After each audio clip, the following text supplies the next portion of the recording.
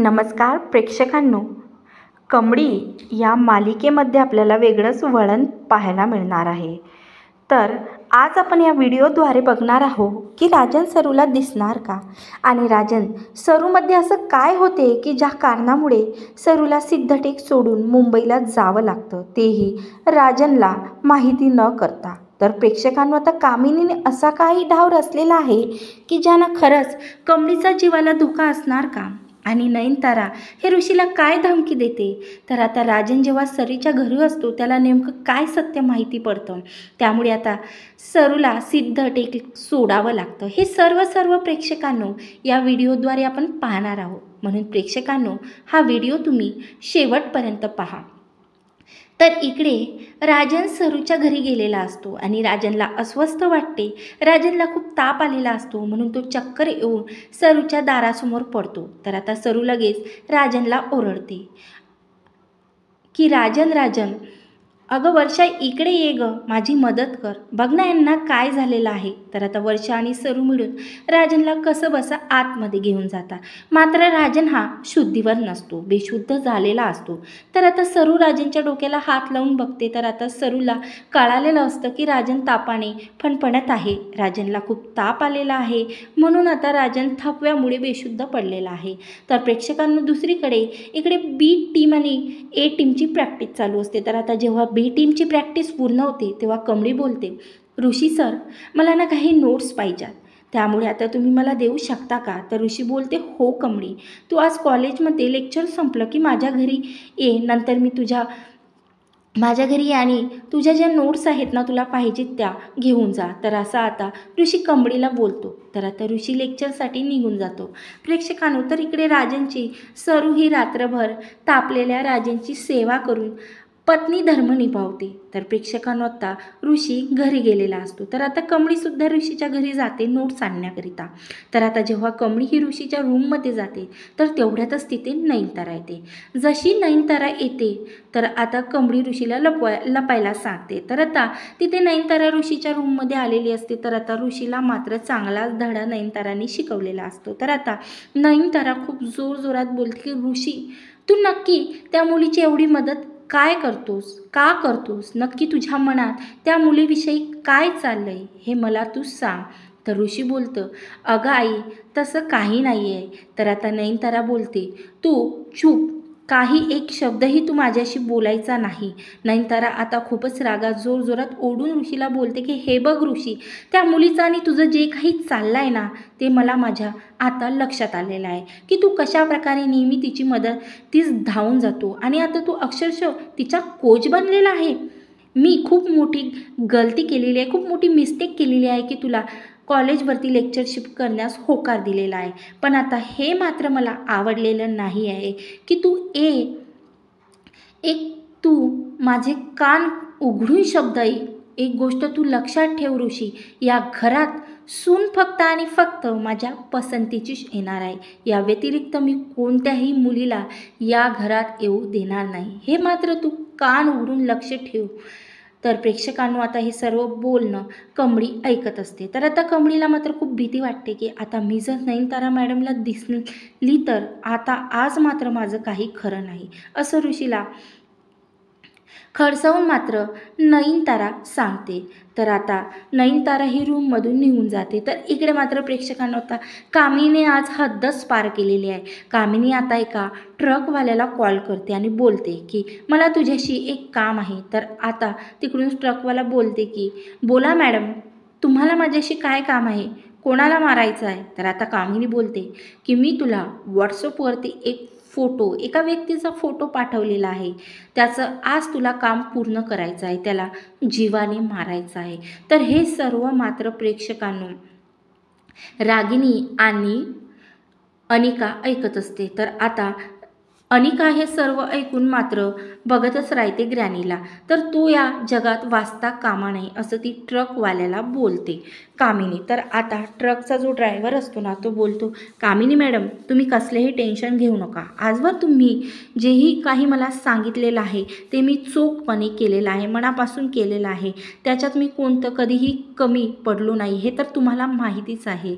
तर कामिनी बोलते हो, पण आज मात्र हे काम होऊन जायला पाहिजे. तर प्रेक्षकांनो इकडे आता जेव्हा नयनतारा रूममधून निघून गेलेली असते तेव्हा आता ऋषी कमळीला आवाज देतो, ए कमळी बाहेर ये. तर आता ऋषीला कमळी बोलते की सर मला माफ करा, तुम्ही नका बनू माझ्या कबड्डीचा कोच, मी माझं बघेन काय करायचं, कारण आजवर माझ्यावरती तुमचे खूप उपकार झालेले आहेत. आज माझ्यामुळे तुम्हाला एवढे बोलणे मिळाले आहे, मला छान नाही वाटत आहे. तर ऋषी बोलतो, अगं कमळी ही माझी आई आहे ना, फक्त वरतून हाड आहे आणि आतमधून ना खूप कोमल आहे, तिचं मला काहीही वाटत नाही गं. आई तर मुलांना बोलणारच ना, तू तिचं टेन्शन घेऊ नको. आता फक्त तुझ्यासाठी सर्वात इम्पॉर्टंट पार्ट आहे तो म्हणजे कबड्डीचा मॅचची विनर होणं, आणि तू कॅप्टन आहेस असं तू दुसरा तिसरा काहीही विचार करू नको. आणि राहिली गोष्ट आईची तर मी तिला सांभाळून घेणार, तिला कसं सांभाळायचं हे मला माहिती आहे. चल आता मी तुला हॉस्टेलवरती सोडून देतो, कारण आई तर आता घरी नाही आहे, कारण तिला मीटिंगला जायचं होतं म्हणून ती गेलेली आहे.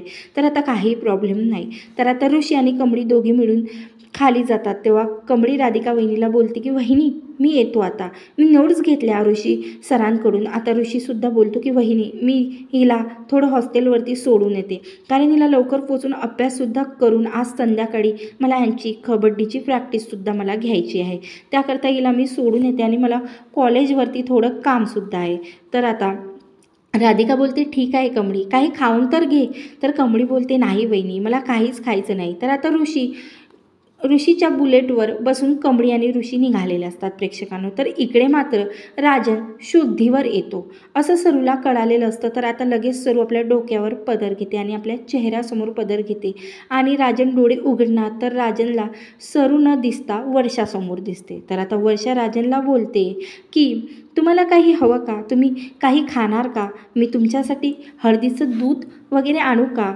तर आता तुम्हाला म्हणजे हळदीचं दूध पिऊन कसं बरं वाटणार. तर माझ्या सरूनं ना तुमची रात्रभर सेवा केलेली आहे साहेब, तुम्हाला खूप ताप असल्यामुळे तुम्ही चक्कर येऊन पडले, तर माझी जी सरू आहे ना तुमच्या डोक्यावरती रात्रभर पट्ट्या ठेवून तुमचा ताप कमी केलेला आहे. तर आता राजन बोलतो नाही मला दूध नाही प्यायचं, मला ना थोडं फ्रेश व्हायचं आहे, तुम्ही सांगता का मला कुठं फ्रेश व्हायला जाऊ. तर आता थोडं चेहऱ्यावरती पाणी मारायचं आहे म्हणून, बाकी काहीही नको मला, तुम्ही मला चेहरा कुठे धुवायचा सांगणार का. तर आता वर्षा राजनला सांगते की त्या बाजूला तुम्ही जा. तर प्रेक्षकांनो आता एक खूप मोठं सत्य राजनसमोर उघडीस येणार आहे. तर आता जेव्हा राजन चेहरा धुण्यासाठी जातो आणि चेहरा धुतल्यानंतर तो मिरर समोर जातो म्हणजे आरशासमोर जातो आणि आपला चेहरा पुसतो. तर आता तिथं जो सरूने तिच्या वडिलाचा फोटो लपवून ठेवलेला असतो, कारण तो कोणालाही दिसता कामा नाही. तर आता त्या आरशामध्ये कोणाचा तरी फोटो राजनला दिसतो, म्हणून आता राजन लगेच तो फोटो खाली काढतो. तर आता त्या रूममध्ये सरूच्या वडिलांचा फोटो दिसतो, तो सरूने तो लपवून ठेवलेला असतो, पण राजाची नकळत त्या फोटोवरती नजर पडलेली असते. राजन आतमध्ये जाऊन तो फोटो हातात घेतो. तर प्रेक्षकांनो आता मात्र राजनच्या पायाखालची जमीन तो फोटो पाहून सरकलेली असते. हा तर माझ्या सासरेबुवाचा फोटो आहे, हा बाबाचा फोटो आहे. आता मात्र राजन त्या फोटोवर हार चढवलेला पाहून रडायला लागतो. आता जेव्हा राजन रडत असतो तेवढ्यातच सरू राजनसाठी दूध घेऊन येते, त्या रूममध्ये आलेली असते. तर आता मात्र सरू जेव्हा दूध घेऊन येते तेव्हा सरूला कळालेलं असतं की राजनला बाबांचा फोटो दिसलेला आहे, त्यांना सत्य कळालेलं आहे.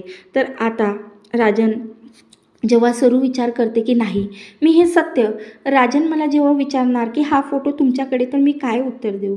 मी नाही, माझ्या कमळीविषयी मी कोणाला सांगू शकत नाही, राजनलासुद्धा हे कळालेलं नाही पाहिजे, कारण जेव्हा रागिनी आम्ही कामिनीला माझ्या कमळीविषयी माहिती पडणार तर त्या माझ्या मुलीला जिवंत नाही सोडणार. त्यामुळे आता प्रेक्षकांनो जेव्हा राजन सरूकडे जाऊन बोलते की हा फोटो तुमच्या घरी कसा आहे? मी यांना 18 वर्ष झाले शोधत आहे. हां, तुमच्या घरी कसा फोटो? तुम्ही यांच्या नातीला बघता का? यांना छोटी नात असेल आणि यांची मुलगी ज्यांना मी 18 वर्ष झाले शोधत आहे. तुम्हाला माहिती आहेत का त्या कुठं आहे? सांगा ना. मी 18 वर्ष झाले या व्यक्तीला शोधत आहे. आज मला तुमच्या घरात हे सापडले.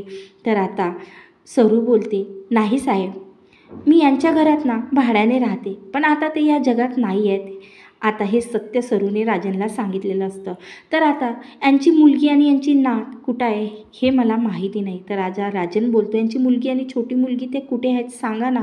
तुम्हाला माहिती असेल तर सांगा ना. तेव्हा सरू बोलते, नाही, मला हे सर्व काहीही माहिती नाही. तर प्रेक्षकांनो, आता राजनसमोर खूप मोठा सत्याचा उलगडा झालेला आहे की सरू उर्फ गौरीचे वडील या जगात नाही आहे. तर आता राजन रडतच इकडे मुंबईकडे निघालेला असतो. तर सरू इकडे आता त्या तिघांचा फोटो हातात घेऊन खाली बसून रडतच असते. तर आता बोलते फोटोला बघून सरू, बाबा मला माफ करा, मी नाही सत्य लपवू शकले यांच्यापासून.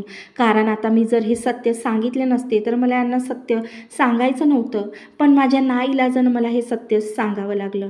पण बाबा, तुमच्याविषयी त्यांना आणखीनही प्रेम आपुलकी आहे.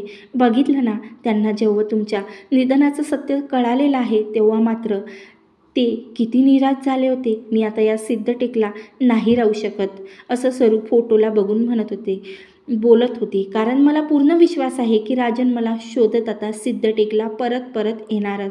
म्हणून आता हे घर आणि हे सिद्धटेक, शेती सर्व सोडून मला आता दूर मुंबईला जावं लागणार आणि जेणेकरून मी मुंबईत राहून माझ्या कमळीवर लक्ष ठेवू शकणार आणि कमळीला त्या कामिनीपासून वाचवू शकणार. म्हणून आता मी सिद्धटेकला नाही राहू शकत. तर परत आता राजन माझा सिद्धटेकला शोध घेणारच, असा आता सरू निर्णय घेत मुंबईला जाण्याचा निर्णय घेते. तर आता राजन पुन्हा तिला पाहायला सिद्धटेकला येणार आणि या विचाराने आता राजनला ती दिसायला नको, म्हणून राजनपासून आता ती लपत मुंबईला जाण्याचा निर्णय घेते. तर आता दुसरीकडे इकडे ऋषी आणि कमळी हे बुलेटवरती निघालेले असतात हॉस्टेलवरती जाण्यासाठी.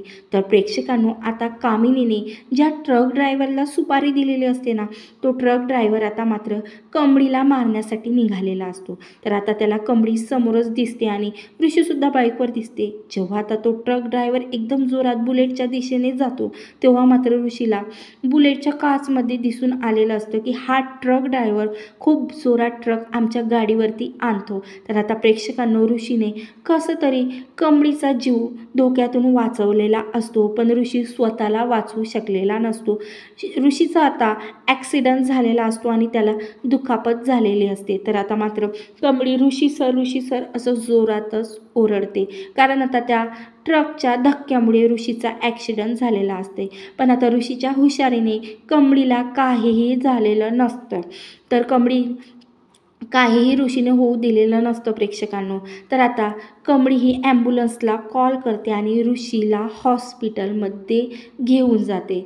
तर आता कशा प्रकारे नयनताराला जेव्हा हे सत्य माहिती पडणार की कमळी आणि ऋषी एका बुलेटवरतून फिरत असताना ऋषीचा ॲक्सिडेंट झालेला आहे, हे सत्य आता नयनतारासमोर आल्यानंतर नेमकी नयनतारा कमळीसमोर कशी रिॲक्ट करते आणि आता रागिनी आणि कामिनी अनिका यांचा प्लॅन फेल झाल्यामुळे नेमकी आता रागिनी काय करणार आहे आणि सरू आता मुंबईला आल्यानंतर सरू कुठं राहणार आहे हे पाहणं आता खूपच रंजक ठरणार आहे. हे बघण्यासाठी, असेच अपकमिंग ट्विस्ट बघण्यासाठी तुम्ही माझ्या चॅनलवरती नवीन असाल आणि सबस्क्राईब केलं नसेल तर सबस्क्राईब करा. धन्यवाद.